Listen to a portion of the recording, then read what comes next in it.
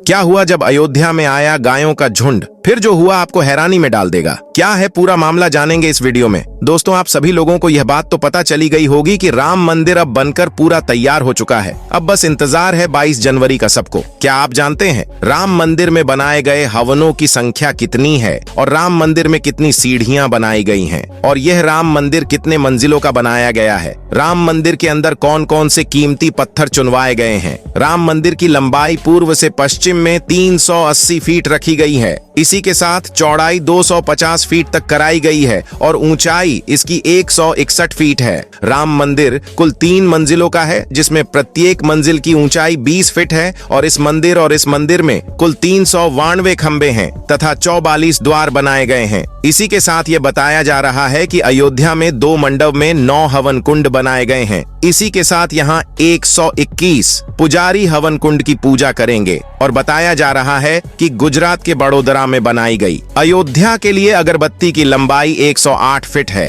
तथा इसका वजन 3500 किलोग्राम है। यह अगरबत्ती 110 फीट लंबे रथों से भेजा जा रहा है जो अयोध्या में 19 जनवरी तक पहुंच जाएगी। अब बात करते मंदिर के उद्घाटन में कौन कौन महान हस्तियां पहुंचेगी। देश से नहीं बल्कि विदेश में भी राम मंदिर की चर्चा बड़ी जोरों शोरों से हो रही है। बताया जा रहा है कि भारत की महान हस्तियां 22 जनवरी को जो यहां पहुंचेगी उनका नाम है श्री नरेंद्र मोदी जी, द्रौपदी मुर्मू जी, अमित शाह जी, श्री राजनाथ सिंह जी, श्री जगदीप धनखड़, श्री योगी आदित्यनाथ, सुश्री ममता बनर्जी। यह महान हस्तियां मंदिर के उद्घाटन में पहुंचेगी। अब बताते हैं भारत के बड़े कथावाचकों के नाम के बारे में, जिसमें से सबसे पहले बात होती है श्री धीरेन्द्र कृष्ण शास्त्री उर्फ बागेश्वर धाम सरकार जी, जया किशोरी जी, श्री अनिरुद्ध आचार्य महाराज जी, देवकी नंदन ठाकुर जी, जगत गुरु रामभद्राचार्य जी। अब बात करते हैं भारत के बॉलीवुड कलाकारों के नाम के बारे में, जिसमें से सबसे पहले नाम आता है अमिताभ बच्चन का। उसके बाद में बताया जा रहा है कि गोविंदा, अक्षय कुमार, अजय देवगन,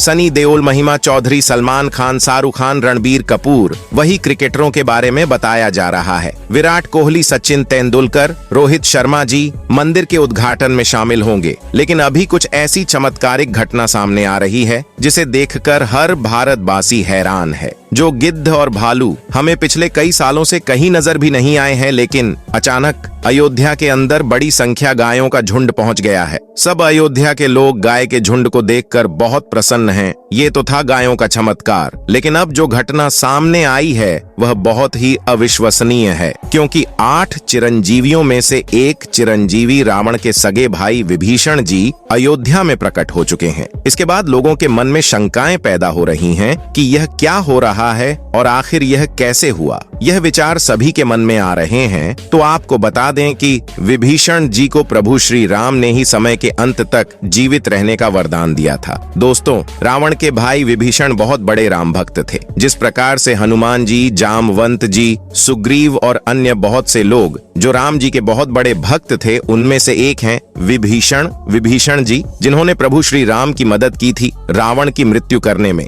क्योंकि एकमात्र विभीषण जी ही ये जानते थे कि रावण की नाभि में अमृत है और वही एकमात्र सबूत थे जिन्हें यह पता था कि वह अमृत सिर्फ और सिर्फ रावण की नाभि में है और रावण सिर्फ वही वार करने से मरेगा। अगर विभीषण जी उस वक्त श्री राम का साथ नहीं देते तो हो सकता था आज रामायण का इतिहास कुछ और होता। दोस्तों, गायों के अलावा अयोध्या में गिद्धों और भालुओं का झुंड पहुंच गया है। बहुत लोग इन्हें साक्षात जटायु जामवंत का रूप कह रहे हैं, जो भगवान श्री राम के मंदिर की प्राण प्रतिष्ठा में शामिल होने के लिए आए हैं। लोगों को हैरानी इसलिए हो रही है क्योंकि जो गिद्ध और भालुओं की प्रजाति भारत से विलुप्त होने की कगार पर है, साल 2000 के बाद इतनी संख्या में कहीं पर भी नजर नहीं आए और इतनी बड़ी संख्या में अयोध्या पहुंच जाना वाकई में भगवान श्री राम का चमत्कार है। इसके अलावा एक चमत्कार और हुआ दोस्तों। 22 जनवरी 2024 को राम लल्ला अयोध्या के नए भव्य मंदिर में विराजमान होंगे। इस शुभ कार्यक्रम के लिए पूरे देश में निमंत्रण बांटा जा रहा है। शहर से लेकर लेकर गांव तक घर घर अक्षत वितरण में बच्चों से लेकर बड़े तक सहयोग कर रहे हैं। यहाँ तक कि महिलाएं भी घर घर जाकर अक्षत और श्री राम की अयोध्या की फोटो बांट रही हैं। अयोध्या में राम मंदिर में भगवान राम लल्ला की प्राण प्रतिष्ठा कार्यक्रम की तैयारियां तेजी से की जा रही हैं। इस कार्यक्रम को बेहद भव्य बनाने के लिए कोई कसर नहीं छोड़ी जा रही है। इस बीच राम मंदिर निर्माण का कार्य भी तेजी से किया जा रहा है। मंदिर निर्माण में जो लक्ष्य लिया गया था उसमें लगभग 90% काम पूरा हो चुका है। 70 से 80 खंभों पर मूर्तिकारों का काम चल रहा है। पिछले दिनों त्योहार की वजह से यह धीमा पड़ गया था, लेकिन अब वह भी तेज गति से पूरा किया जा रहा है। निर्माण कार्य जल्द से जल्द पूरा करने के लिए सभी मजदूर रात दिन मेहनत कर रहे हैं। लेकिन 11 जनवरी की रात कुछ ऐसा चमत्कार हुआ जिसे देखकर सभी मजदूर हैरानी में पड़ गए। जब रात के समय सब मजदूर अपना काम निपटाकर तंबू में सो रहे थे, उसी समय अचानक से उन्हें वहां कुछ हलचल महसूस हुई। राजेश नाम के एक मजदूर ने जब तंबू से बाहर झांक कर देखा तो पत्थरों को पानी के अंदर तैरा दिया था और उन तैरते हुए पत्थरों पर कदम रखकर पूरी वानर सेना लंका में गई थी।